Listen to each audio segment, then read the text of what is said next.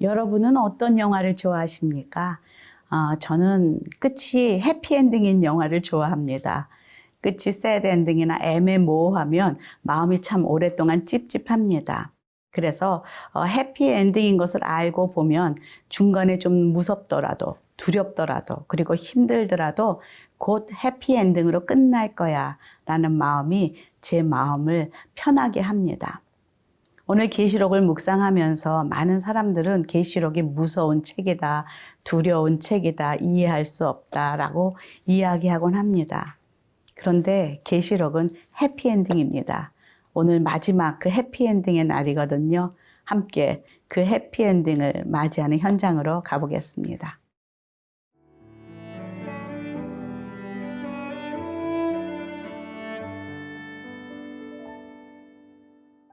요한계시록 22장 1절에서 11절 말씀입니다.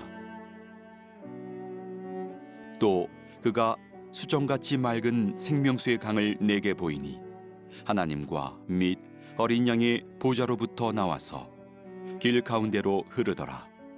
강 좌우에 생명나무가 있어 12가지 열매를 맺되 달마다 그 열매를 맺고 그 나무 잎사귀들은 만국을 치료하기 위하여 있더라. 다시 저주가 없으며 하나님과 그 어린 양의 보좌가 그 가운데 있으리니 그의 종들이 그를 섬기며 그의 얼굴을 볼 터이요 그의 이름도 그들의 이마에 있으리라. 다시 밤이 없겠고 등불과 햇빛이 쓸데없으니 이는 주 하나님이 그들에게 빛이심이라. 그들이 세세토록 왕노릇 하리로다. 또 그가 내게 말하기를 이 말은 신실하고 참된지라. 주 곧 선지자들의 영의 하나님이 그의 종들에게 반드시 속히 되어질 일을 보이시려고 그의 천사를 보내셨도다. 보라, 내가 속히 오리니 이 두루마리의 예언의 말씀을 지키는 자는 복이 있으리라 하더라. 이것들을 보고 들은 자는 나 요한이니 내가 듣고 볼 때에 이 일을 내게 보이던 천사의 발 앞에 경배하려고 엎드렸더니 그가 내게 말하기를 나는 너와 네 형제 선지자들과 또 이 두루마리의 말을 지키는 자들과 함께 된 종이니 그리하지 말고 하나님께 경배하라 하더라. 또 내게 말하되 이 두루마리의 예언의 말씀을 임봉하지 말라. 때가 가까우니라. 불의를 행하는 자는 그대로 불의를 행하고 더러운 자는 그대로 더럽고 의로운 자는 그대로 의를 행하고 거룩한 자는 그대로 거룩하게 하라. 요한계시록은 시험과 시련의 시대를 살아가는 우리들에게 소망을 주고 또 하나님의 언약을 끝까지 붙잡고 인내하며 믿음을 지키며 살아가도록 돕는 그런 언약의 책이요, 또 소망의 책이요, 그리고 약속의 책이요, 승리의 책입니다. 오늘 마지막 계시록의 22장을 열면서 그곳에서 하나님께서 창세기에 보여주셨던 그 동일한 완벽한 예루살렘의 모습을 우리가 엿볼 수가 있습니다. 1절, 2절 함께 읽어보겠습니다. 또 그가 수정같이 맑은 생명수의 강을 내게 보이니 하나님과 및 어린 양의 보좌로부터 나와서 길 가운데로 흐르더라. 강 좌우에 생명나무가 있어 12가지 열매를 맺되 달마다 그 열매를 맺고 그 나무 잎사귀들은 만국을 치료하기 위하여 있더라. 여기에 보면 생명나무가 있습니다. 에덴 동산에 있었던 그 가운데 있었던 생명나무가 이 곳에도 동일하게 지금 있고요. 생명수의 강이 있습니다. 생명수의 강은 창세기에 보면은 하나님께서 에덴으로부터 그 동산을 적시며 갈라져 흘러내리는 그 강들을 우리가 기억할 수가 있습니다. 지금 여기에서 또 보면은 생수 같은 강이 흘러나는 것은 우리 지금 이 시대에 살고 있는 우리에게도 예수님을 믿는 자마다 그 배에서 생명의 강이 흘러날 것이다 라고 말하고 있습니다. 지금 이 시대에도 동일하게 우리 안에 예수 그리스도가 그 어린 양이 내 안에 있을 때에 우리는 생명의 강이 흘러가고 생명나무가 있고 또한 여기서 그 12가지의 열매를 맺을 수 있는 그런 은혜가 이때뿐 아니라 지금 이 시대에도 동일하게 믿음 안에 사는 자들에게 경험될 수 있다는 것을 의미합니다. 하나님께서 말씀하시죠. 내가 내 안에 붙어 있으면 네가 많은 열매를 맺을 것이라. 성령의 열매, 정말로 그 갈라디아서서 말하는 성령의 열매는 예수 그리스도의 열매입니다. 사랑과 희락과 화평과 오래 참과 자비와 양선과 충성, 온유, 절제 이런 열매들은 내가 노력해서 맺는 것이 아니라 정말 그 하나님 어린 양 예수 그리스도 안에 내가 붙어 있으므로 그 열매를 맺고 그리고 그 잎사귀들은 만국을 치료한다 하는 것처럼 많은 사람들에게 치료로 선한 영향력으로 나아가는 것이 지금도 동일하게 앞으로와 마찬가지로 역사한다는 것을 우리는 잊지 말아야만 합니다. 또 보니까 다시 저주가 없으며 하나님과 그 어린 양의 보좌가 그 가운데 있으리니 그의 종들이 그를 섬긴다.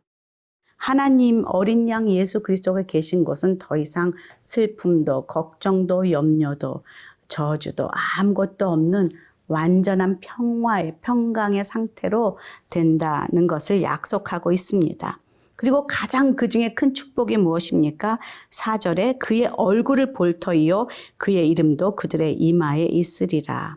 그곳에 어린 양 보좌 앞에 함께 있는 그 신부들, 그 하나님의 백성들은 하나님의 얼굴을 본다. 주의 얼굴을 본다. 여러분 고린도전서에 보면은 지금은 희미하게 본다고 말하는데 그때는 얼굴과 얼굴을 맞대고 볼 것이다 라고 약속하셨는데요. 지금 이 새하늘과 새 땅이 임하는 이곳에서는 얼굴을 마주보는 그런 영광의 자리가 준비되어 있다라는 것을 깨닫게 됩니다. 그리고서는 다시 밤도 없고 등불과 햇빛이 쓸데없으니 이는 주 하나님이 그들에게 빛이심이라. 그들이 세세토록 왕노릇하리라. 영원토록 forever and ever 함께 왕노릇하는 이 새 하늘과 새 땅 그리고 하나님의 나라가 임하는 그 현장의 모습을 이렇게 묘사하고 있다는 것이죠. 이미 우리에게 너는 택한 족속이요 왕 같은 제사장이요 거룩한 나라라고 우리에게 말씀해 주신 하나님께서 이 시대에 우리를 그의 기이한 덕을 그 빛을 이 세상에 나타내려고 우리를 부르셨다 말씀하셨는데 지금 그것이 이루어지는 또 현장이라는 것이죠.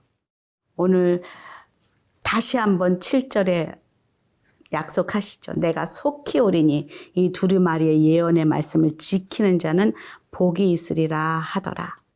말씀을 지키는 자는 복이 있다라고 말씀하십니다.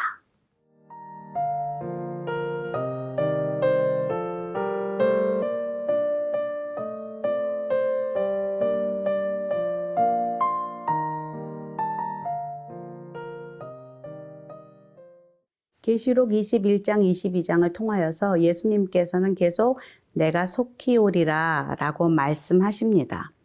그리고서는 10절에 보니까 때가 가깝다라고 말씀하시죠. 그렇지만 이 때는 우리의 때가 아닙니다. 우리는 하나님의 때를 알 수가 없습니다. 하지만 확실한 것은 오신다라는 것이죠. 하나님의 그 나라의 나의 천년이 하나님 나라의 하루일 수도 있고 그것이 또 다를 수도 있는 이것을 인간적으로 계산한 그럴 때는 정말 다미성교회처럼 그렇게 이단으로 빠질 수가 있다는 것이죠. 하나 확실한 것은 주님은 오십니다. 그리고 그때는 도적같이 임할 것이다 라고 말씀하시죠. 지금 요한은 이 모든 것을 바라보면서 너무나 놀랐습니다. 그래서 천사의 발 앞에 경배하려고 엎드리기까지 합니다. 정신이 없습니다. 그럴 때 천사가 뭐라 그럽니까? 9절에 보니까 나는 너와 내 형제 선지자들과 또 이 두루마리의 말을 지키는 자들과 함께 된 종이니 그리하지 말고 누구에게? 하나님께 경배하라 하더라. 우리는 종종 정말 우리에게 이렇게 엄청난 말을 해주는 사람, 정말 나의 생각을 깨쳐주는 뭐 설교라든지 사람이라든지 이렇게 그런 사람들에게 하나님은 있고 그 사람에게 절할 수도 있는 그런 연약한 사람들입니다. 그리고 우리는 이 천사와 같지 않게 그 영광을 자기가 은근히 취하는 그런 연약함도 우리에게 있습니다. 우리가 나에게 은혜를 주신 목사님을 사모한다든지 따라간다든지 그래서 그에게 절하는 그런 우매함이 우리에게 있습니다. 그런데 인간은 천사들도 경배받을 대상이 아니요. 그리고 믿을 대상은 아니라는 것이죠. 오로지 경배받고 믿을 대상은 그리고 따라갈 대상은 사모할 대상은 바로 우리 주 예수 그리스도 단 한 분뿐이라는 것이죠. 지금 마지막에 뭐라고 말하고 있습니까? 11절에 불의를 행하는 자는 그대로 불의를 행하고 더러운 자는 그대로 더럽고 의로운 자는 그대로 의를 행하고 거룩한 자는 그대로 거룩하게 하라. 이렇게 말씀이 주어진 상황 가운데에서도 불의 행하는 사람은 또 불의를 행할 것이요 또 더러운 자는 또 더러운 자로 살 것이요 믿음을 지키는 자는 믿음을 지키며 살 것이라고 말하고 있습니다. 이 시대에도 동일합니다. 말씀이 선포되었고 우리에게 하나님의 그 계시록이 이렇게 펼쳐지고 있지만은 이것을 말씀으로 온전히 받고도 나의 중심적으로 사는 많은 사람들이 있습니다. 교회의 성도들이 있습니다. 여러분 성도들을 교회에서 보면 이렇게 두 종류가 있는 것 같습니다.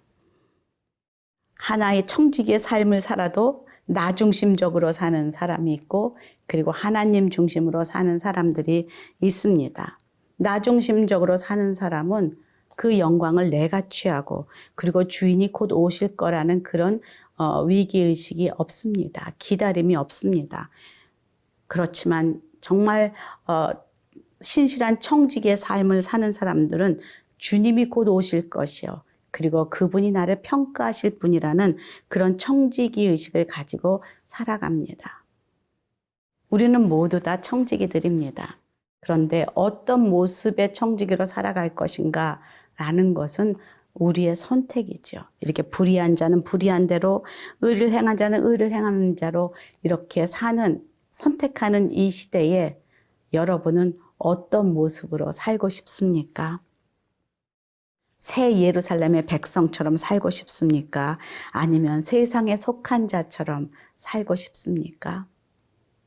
아마 제가 여러분에게 이렇게 물으면 다 같이 손을 들고 저는 새 예루살렘의 백성처럼 거룩한 신부처럼 살고 싶습니다. 그렇게 대답할 것 같습니다. 저도 그럴 것 같습니다.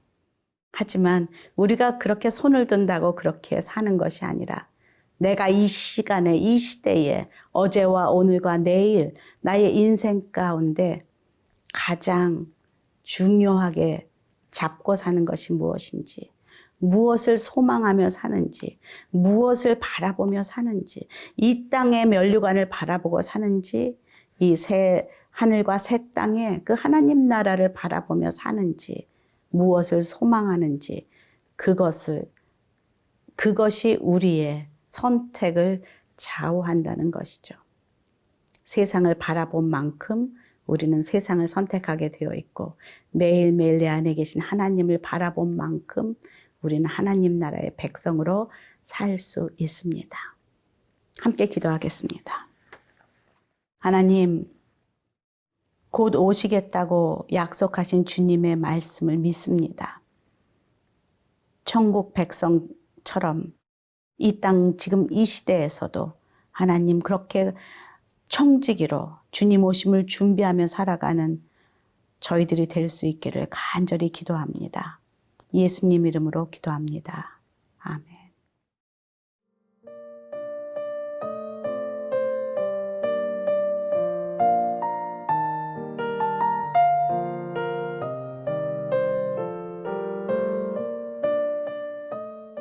이 프로그램은 시청자 여러분의 소중한 후원으로 제작됩니다.